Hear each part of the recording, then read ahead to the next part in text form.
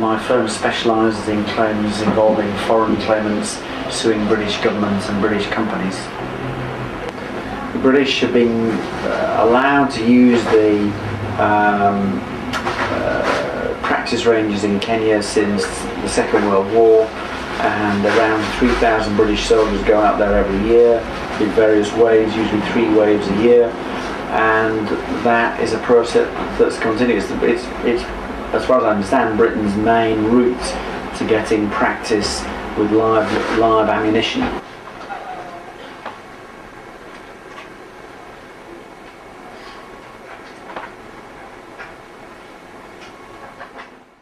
The whole case started back in when we were invited over to Kenya back in March, April 2001. Action Aid, one of the big international aid organisations with bases all over the world, has a base in Kenya, and they said they'd been very concerned about the fact that the Maasai and the Samburu had been suffering tremendously as a result of unexploded ordnance that the British Army had left hanging around on the practice ranges of Kenya when they'd been practicing since the Second World War, various manoeuvres, military manoeuvres. And that drew us over to Kenya, and as a result of which many thousands of people received compensation from the British government. And it was in doing that case that women from the 2 main areas, the Samburu area and the Maasai area, came to us and said, look, as well as the problem about the munitions, many women here have been raped by the British soldiers, and would we assist in pursuing the claims? And that was really the trigger for us starting to be involved. When the first group of women came, I started to investigate the case, and I was totally convinced that those initial women who came forward were genuine. As we continued our investigations, and the difficulty was that as the bomb case was being successful, then more and more people in Kenya realised that bringing legal claims here had a financial value. Then that caused us a lot of difficulty, because clearly Kenyans started to feel, well, this was a good bandwagon to jump on. And I have absolutely no doubt that there were over 2,000 women who came forward, and I would say that of the first couple of hundred who came forward, I would have said the vast majority of that group were genuine. I think by the time we got to the second 1,000, I would be very surprised if more than a small percentage of that group were genuine.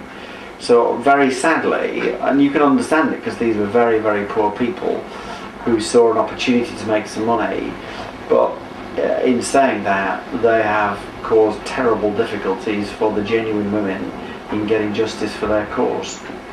Now, I am totally clear that it remains a big cloud over the British system that allows the army to investigate the army. I think it would be far, far better to have an independent police force that reviewed what the army has done. But the problem for us is that that's the system that we have. And when you look at the investigation as it's been carried out, one side of me feels they did a reasonable job. They put quite a lot of resources. They had 35 officers that flew out from here to go to Kenya to investigate. I cannot criticise them for the scale of the investigation. That's a hell of a lot of officers. It was the biggest investigation that they've ever conducted overseas. I don't know whether that's still true in terms of what's happened with Iraq, but certainly was true at the time. So I think that the level of the investigation was reasonable. The big criticism I have is that when we first were approached, we were very convinced by the first 50 to 100 women who came in. And when the military police got involved, I said to them, look, my advice to you, having spent some time on the ground, is look, investigate with real depth and thoroughness that group of cases. If you find those cases are bullshit, if they're not true, you walk away. Don't waste taxpayers' money. I said, but for God's sake, don't spread your resources so thinly across the whole lot, because you'll never get anywhere. I'm sad to say that is what they did. They said they had to investigate every case, so they interviewed every single one of the 2,000 women. But when you put all that time together, it's not surprising that there is really no time to look at any case in depth. So sadly, and not surprisingly, the investigation went nowhere. I think at this moment of history we sit on a knife edge.